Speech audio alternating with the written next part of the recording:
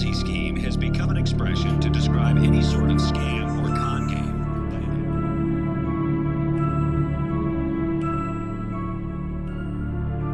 that leads to plummeting returns. When this happens, many investors will withdraw their money, if there is any money.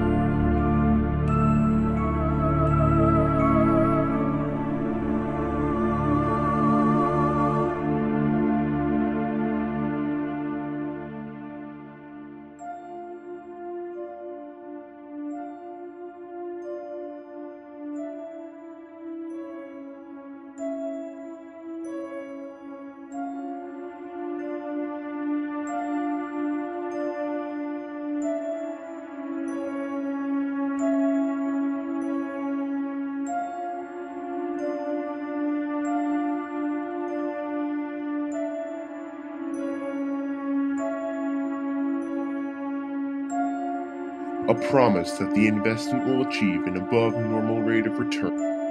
A relatively plausible explanation of how the investment can achieve these above-normal rates of return. The person running the scheme needs to be believable enough to convince the initial investors to leave their money with them. For at least a few periods, the investors need to make at least the promised rate of return, if not better.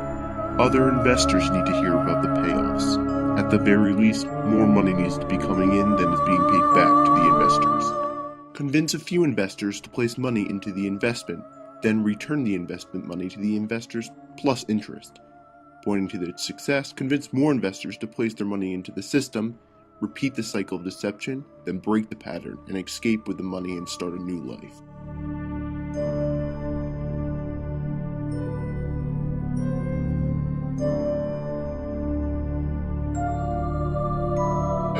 Madoff is the man who orchestrated the largest stock and fraud swindle in Wall Street history to the tune of perhaps $65 billion. He arrived at a federal courthouse in New York today. Breaking news we want to share with you from New York right now. Wall Street swindler Bernard Madoff is going to prison for 150 years. That is the penalty prosecutors wanted a judge to impose, and they got it. His attorneys argued, though, the penalty was excessive for the 70.